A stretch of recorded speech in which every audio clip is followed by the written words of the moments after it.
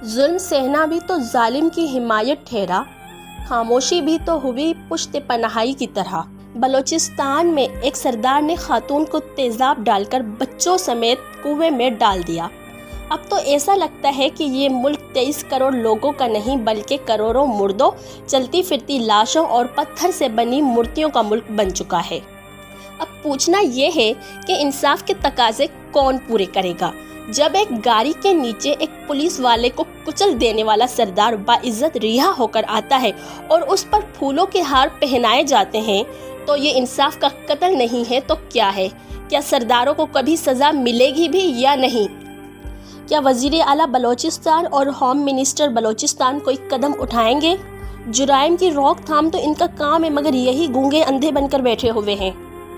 कुरान पाक हाथ में उठाकर एक औरत सदाएं दे रही है। कई दिनों से वो अगवा की गई है, उसके बच्चे अगवा किए गए हैं, उसकी बेटी के साथ सरदार रोज़ाना ज़्यादती करता है, मगर अब भी सब खामोश हैं। किसी ने बगावत नहीं की क्योंकि किसी में इतनी हिम्मत ही नहीं है। आज पंजाब का, बलूचिस्तान का, सिंध का, अंदरूनी सिंध का हर किसान सवाल पूछ रहा है कि इंसाफ कब मिलेगा, कब तलक मेरे बच्चों को कत्ल किया जाएगा और बीच चौराहे पर उसकी लाश को फेंक दिया जाएगा और उसकी लाश पर तेज़ाब फेंक दिया जाएगा। ये इदारे कब होश में आएंगे? कब होश में आएंगे? ये ब्यूरोक्रेसी कब होश में आएगी? ये पुलिस कब होश में आएगी? जब सब कुछ ख़त्म हो जाएगा तब ये जाकर वडेरों के घरों में छापे लगाते हैं और कहते हैं कि वहाँ तो कोई नहीं था, सरदार तो सब गायब हो गए हैं। कौन करेगा इंसाफ? कौन करेगा इंसाफ?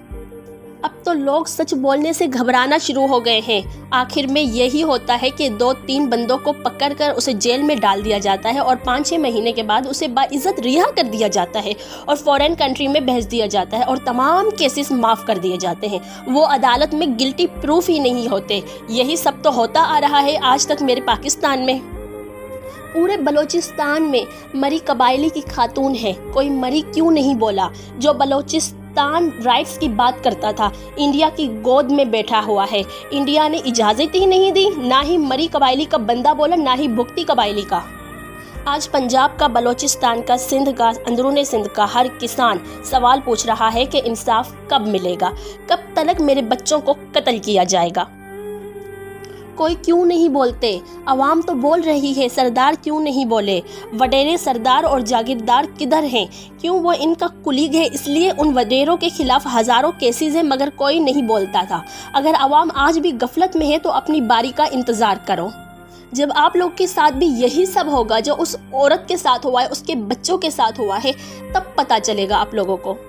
उस औरत की लाश मिल गई इसलिए सोशल मीडिया पर वावेला है, मगर ऐसे ही बहुत से केसेस हैं जो आज तक खुले ही नहीं।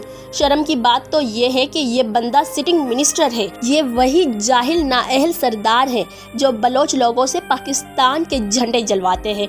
बलोच लोगों को टिश्यू की तरह इस्तेमाल किया जाता है, मगर आज सिंध की बेटी खामोश नहीं रहेगी। इस माँ और इसके बच्चों के लिए अदलिया से इंसाफ मांगती है। आज हर सिंधी, पंजाबी, बलोची और पठान पाकिस्तान की माँ और बहन के लिए आवाज़ उठाएंगे। अब अगर बलोच भाइयों और बहनों पर जुल्म किया गया तो पूरा पाकिस्तान उठेगा। याद रखो, पूरा पाकिस्तान उठेगा, क्योंकि हम जिंदा कौम हैं, पाइंदा कौम हैं। हम सबकी है पहचान, हम सबका पाकिस्तान, प्यारा पाकिस्तान। पाकिस्तान जिंदाबाद।